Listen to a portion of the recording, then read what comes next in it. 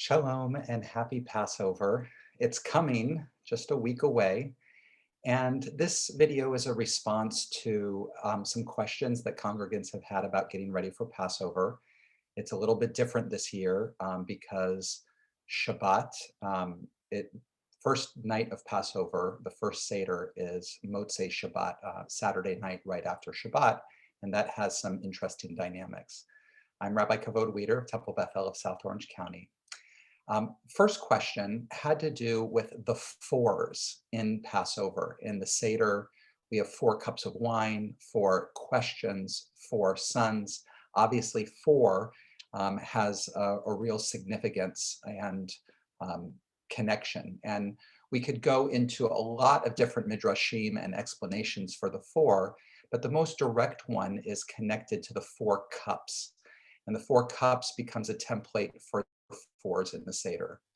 The 4 cups of wine or juice that we say at Seder lines up to the 4 statements of redemption, Acts chapter 6, verses 6 through 7. These 4 statements of redemption is where God promises Moses that he'll deliver the children out of Egypt. And he says, I will bring you out from the suffering of Egypt. I will save you from enslavement. I will deliver you. Finally, the cup is, I will take you for me as a nation, and I will be for you God. So each one of the cups of wine is a different statement of redemption. And each one of these statements of redemption could also be looked at as a process by how we become free. Each stage in the journey of cups of wine are ways of coming into a deeper experience of freedom and God's willingness to test us out. Yet also the 4 cups of wine are connected to different time stamps in the Seder. So the first cup, Kiddush or Kad, is not only the sanctification of the day, but it's kind of like a time machine that's bringing us back to that moment in the story. Second cup is said before we're in that story. The Israelites have been freed, but they're still in Egypt, and they're having that final meal right before the final Pesach sacrifice and offering before they leave, and that's that second wine. The third cup of wine connects to after they're through the Red Sea and that experience gratitude and deliverance. Finally, the fourth is songs of praise to God, free and to the land of Israel. Some more technical questions. How do we prepare for clean our houses, ourselves of maids? On one hand, when we have this when it's Shabbat the day before, and we usually have to be able to say hamotzi on for Shabbat. And there's 2 contradictory rules that are happening. One is that on the morning of Erev Passover, the morning before the evening of Passover, we have to have no chametz in our possession. We've burned our last chametz piece on Friday morning, and there's nothing else out that we're supposed to have chametz wise in our house. So that's on one hand. The second part is that we're also not supposed to eat matzah on the day of Passover before the Seder, meaning that it's like the rabbis wanted to give us a separation to say, when you have Seder and the matzah is for the specific mitzvah connected to this specific story, we want it to be new and we want you to experience it fresh.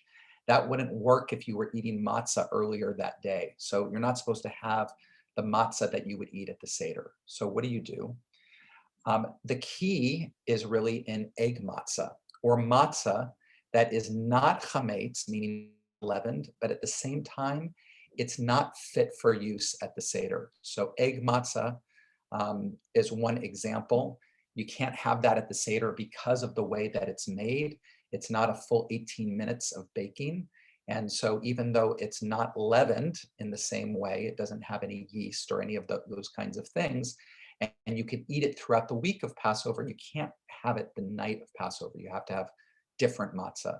So the egg matzah becomes the alternative that you can eat because you're not eating seder for your Friday night hamotzi, Saturday challah. You can use the egg matzah. The other piece is in preparing is that there's a custom known as the fast of the firstborn, which is also usually done on Erev Pesach or the morning before Pesach, where after you clean out your chametz, you also don't fast until the seder for firstborn children. Again, the memory of and coming into the story of the firstborn Israelites that were killed.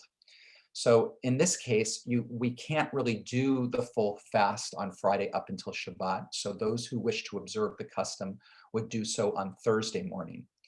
Usually we have a study session or a siyum so that there's a little bit of learning beforehand so the firstborn doesn't have to fast. If they do that learning, they can have a meal instead. In this case, though, we are not having our morning study session at Temple Bethel on Thursday morning. We're having it on Friday morning.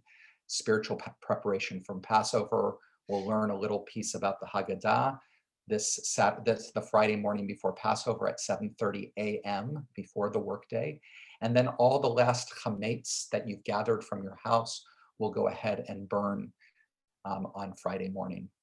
So the other question that we had was, what happens on Saturday night regarding Havdalah and the beginning of the Seder? Do you do Havdalah? And the answer is yes, we do Havdalah, but the Havdalah is mixed in with the Kadesh blessing for the Seder. So what will happen is instead of doing a separate Havdalah ritual to end Shabbat and then start our Seder on Saturday night, in the Kadesh blessing in all traditional Haggadot, there will be a section for Havdalah that is in the Kiddush blessing. So there'll be the Borei Priyagathan part of the blessing. There'll be the blessing that sanctifies the holiday of Passover. There will be a blessing over the flame, over Aish, that you can look at an existing flame. You can look at your holiday candles, whatever it is when you say that. And then a special Havdalah blessing that instead of being Hamavdil ben Kodesh lechol, separating us between holy time and everyday time, we would say Hamavdil ben Kodesh lekodesh, between one type of holy space, which is Shabbat that we're leaving, and another type of holy space, which is the holiday of Passover. So that's a lot of information, and really aware that some of this stuff may not even have been on your radar beforehand, but great stuff to continue to learn about and practice. We have a very rich holiday of lots of practices and observances and meaning, and whatever level that you tap into it and connect with, I hope you have a Chag v'Kasher Sameach, a beautiful, happy, and healthy Passover. And Shabbat Shalom.